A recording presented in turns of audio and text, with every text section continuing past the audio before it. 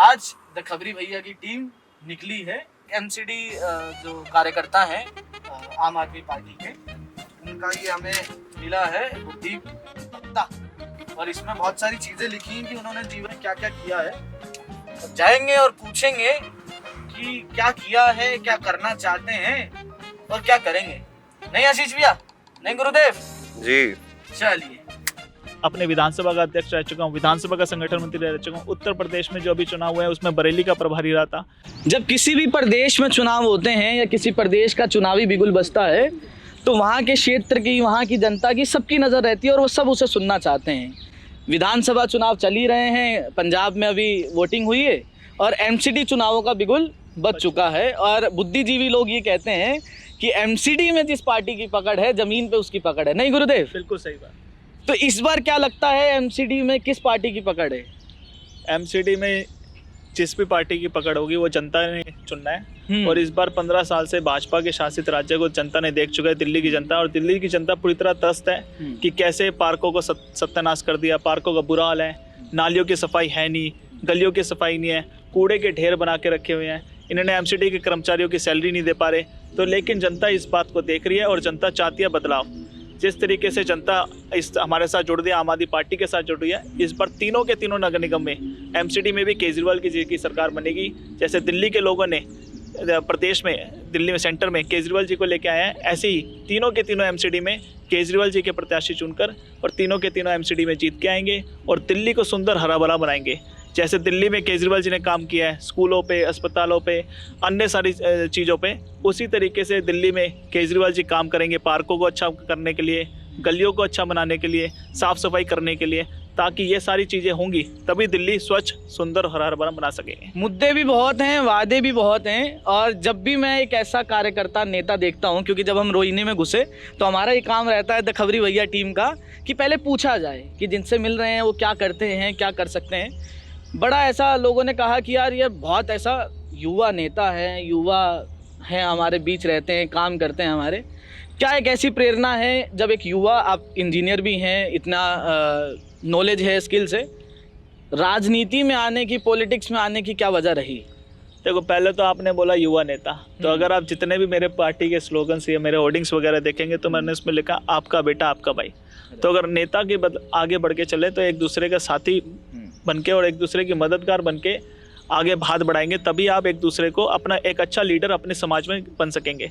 Corona काल में देखा गया कि जब काफ़ी सारे लोग एक दूसरे के परिवार के, एक दूसरे को साथी को मदद देने के लिए पहुंच नहीं पा रहे थे, तो उस समय जब यहाँ पे मैं अम्बेडकर हॉस्पिटल का मेंबर था, जो जितना भी मेरे से संभव हो सका, चाहे ब्लड डोनेशन कैंप्स के वो ब्लड डोनेट करना हो या फिर जिस भी साथी को ऑक्सीजन कंसनट्रेटर प्रोवाइड करवाना हो, सिलेंडर प्रोवाइड करवाना हो, तो हमारे क्षेत्र के विधायक महेंद्र गोयल जी हैं, उनके सहयोग से और उनके प्रयासों से उन्होंने जो हमारे को शक्ति प्रदान कर रखी है। अम्बेडकर हॉस्पिटल में चाहे बेड की सुविधा करवानी हो, चाहे ऑक्सीजन कंसनट्रेटर प्रोवाइड करवाना हो, चाहे मेडिसिन प्रोवाइड करवाएं, पूरा संभव प्रयास किया गया कि अपनी क्षेत्र की जनता के लिए हर चीज़ उपलब्ध करवाएं जो उस समय उनको ज़रूरत पड़ी थी। तो आपका भी ये मानना है कि अगर स्टेट में आम आदमी पार्टी है और अगर एमसीडी में भी आम आदमी पार्टी हो जाएगी तो थोड़ा सा आसान हो जाएगा? देखो, आसान बिल्कुल हो जाएगा, क्योंकि अभी काफ़ी सारी चीज़ों में ये देखा जाता है कि अगर कोई काम व्यक्ति करवाने चाहता है अपने क्षेत्र की जनता के पास, अपने क्षेत्र के विधायक के पास, तो विधायक जी ये कहते हैं कि ये हमारे क्षेत्र में नहीं है, ये एमसीडी के अधीन आती है। और एमसीडी में भाजपा की सरकार है, यहाँ पे वर्तमान में भाजपा की निगम पार्षद है, तो ये रहता है कि भाजपा की निगम पार्षद विधायक को काम नहीं करवाने देती। तो क्योंकि काफ़ी सारी जो चीज़ें होती हैं वो निगम पार्षद के कार्य क्षेत्र में आती है। अगर किसी को गली बनवानी है तो निगम पार्षद के कार्य क्षेत्र में आती है, अगर किसी को नाली तक बनानी है तो निगम पार्षद के उसमें आती है, पार्कों में कुछ कंस्ट्रक्शन करवानी है, ओपन जिम बनवाने हैं, फुटपाथ बनवाने हैं, वो निगम पार्षद के उसमें आते हैं। लेकिन आपको पता है कि भाजपा का और एमसीडी का कैसा बुरा हाल है, वो ना तो खुद काम करते हैं ना ही दूसरों को काम करने देते हैं। अभी एक ऑर्डर पारित करा हुआ है एमसीडी ने कि अगर एमसीडी के कार्य क्षेत्र में किसी भी विधायक को अपना काम करवाना है तो स्थानीय निगम पार्षद की एनओसी जरूरी है। आप बताइए, भाजपा वाले तो ये कहते हैं ना गुरुदेव, भाजपा वाले ये कहते हैं कि हमने जितना काम किया उतना तो किसी ने किया ही नहीं है। नहीं, उन्होंने काम किया, लेंटर में काम किया उन्होंने। आप देखो कितने बड़ी बड़ी बिल्डिंगें, इमारतें बनाई गई है, वो कैसे बनाई गई। एक स्थानीय एक निगम पार्षद की एक तनख्वाह नामात्र के जरिए होती है, कैसे उनके पास बड़ी बड़ी गाड़ियाँ आ रही हैं, बड़े बड़े बंगले बन रही हैं, ये सोचने का विचार है। ये आपको भी जानने चाहिए कि कैसे ये जो निगम पार्षद हैं बीजेपी और कांग्रेस के, इनके पास इतनी बड़ी बड़ी गाड़ियां और आ कैसे रही है, इनकी तो तनख्वाह है ही नहीं, तो फिर कहाँ से आ रही है। एक तरफ ये कहते हैं कि एमसीडी के पास पैसा नहीं है, लेकिन एमसीडी के जो निगम पार्षद हैं उनके तो, बीजेपी के निगम पार्षद, उनकी तो गाड़ियां बड़ी बड़ी हो रही हैं, लेकिन उनके कर्मचारी रोड पे रह रहे हैं, ना ही उनको सैलरी मिल पा रही है। डॉक्टर्स कोरोना काल में भगवान के रूप में आए थे, लेकिन जैसे इंदिरा हॉस्पिटल में अगर आपने देखा हो और आपने सुना हो कि वहाँ के डॉक्टर्स को 6-6 महीने तक उनकी सैलरी नहीं मिल पा रही।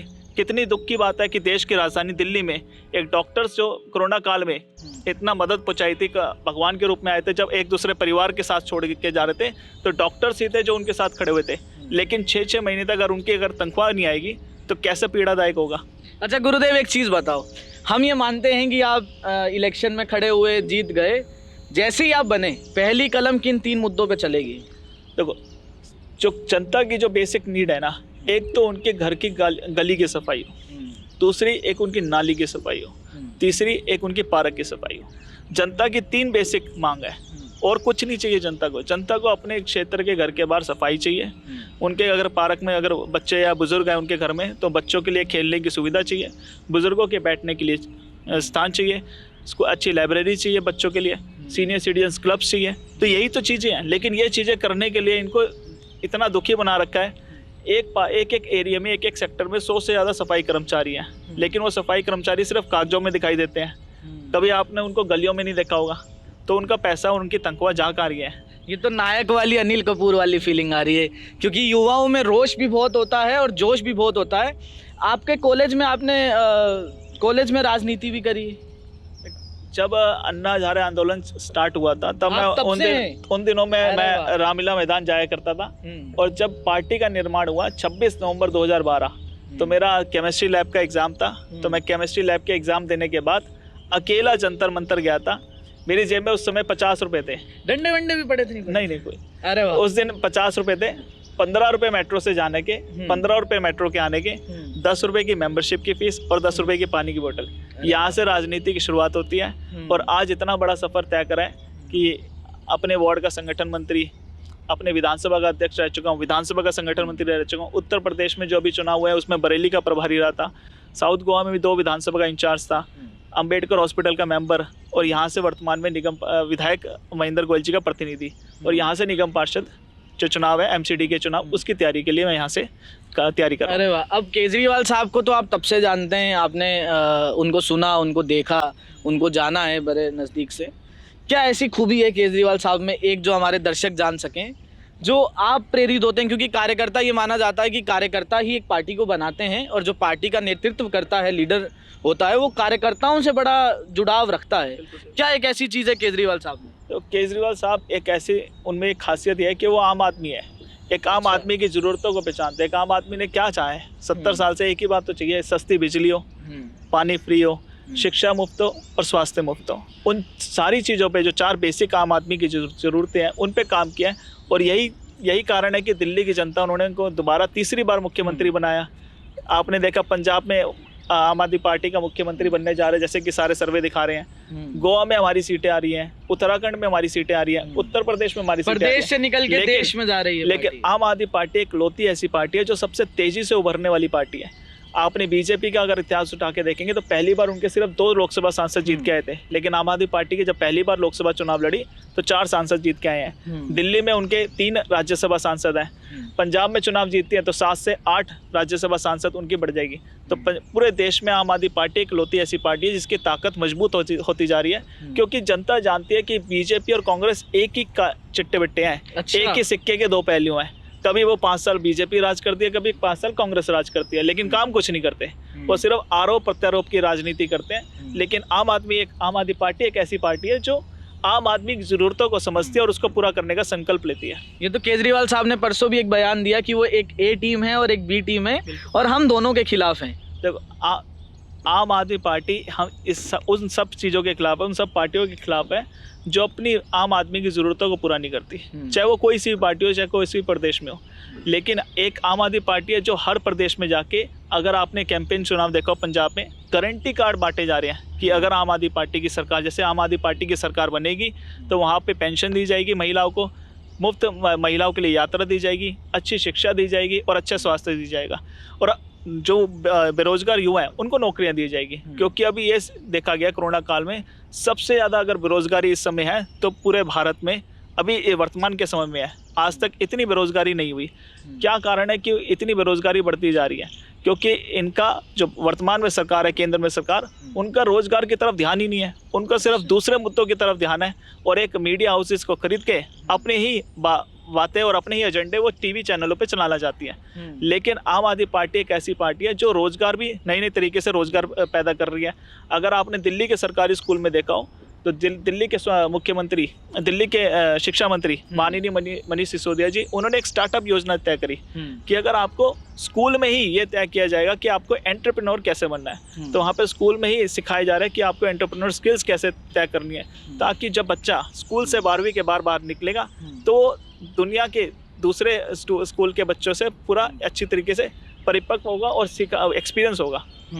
अच्छा, आपने युवा की बात करी, एक हमें और एक आपका अनुभव दो, क्योंकि आप युवाओं के बीच में रहते हो, युवाओं के भाई हो, नेता नहीं बोलूँगा इस बार। क्या मुद्दे हैं युवाओं के? क्या चाहता है एक युवा नेताओं से, हमारे देश से, हमारे देश के पूरा जो सिस्टम है, क्या चाहता है एक युवा? देखो, युवाओं में बहुत प्रतिभा है। हमारे देश के युवाओं में क्या कारण है कि हमारे देश का युवा यहाँ पे नहीं काम कर पाता, लेकिन अगर वही युवा बाहर के देशों में जाता है तो उसकी प्रतिभा में अच्छी तरीके से दिखाई देती है। कारण ये है कि जो सिस्टम है पूरी तरह करप्ट हो चुका है। अगर किसी भी युवा को, जैसे अगर आप हो, अगर आपको कोई स्टार्टअप चालू करना है तो आपको इतनी सारी मुश्किलों का सामना करना पड़ेगा। पहले जीएसटी रजिस्ट्रेशन, उसके बाद इतना ज़्यादा सिस्टम कॉम्प्लेक्स है कि आप कई बार सोचते हो कि कहाँ मैं पछड़े में फंस गया। तो यही कारण है कि अगर हम सिस्टम को आसान कर देंगे, हल्का करना है चीज़ों को, सिस्टम को बेहतर तरीके से अगर कर देंगे तो रिश्वतखोरी भी बंद होगी, भ्रष्टाचार भी खत्म होगा और युवाओं की जो प्रतिभा है वो अच्छी तरह निकल के आएगी। अरे वाह, चलिए, बहुत अच्छा लगा। आपके समय और आपके अनुभव के लिए बहुत बहुत धन्यवाद। ये हमारे गुरदीप भैया हैं और इनको भाई कहना अच्छा लगता है, नेता नहीं कह रहा हूँ मैं। ठीक है, आपसे बात करके बहुत अच्छा लगा। और युवाओं के लिए जो आपकी सोच है, अगर ये हर नेता की सोच हो, हर नेता इस पे काम करे, तो मुझे ये लगता है कि हमारा देश, हमारे देश का युवा बहुत आगे जा सकता है, बहुत ही विकास हो सकता है। धन्यवाद आपका। बहुत बहुत धन्यवाद।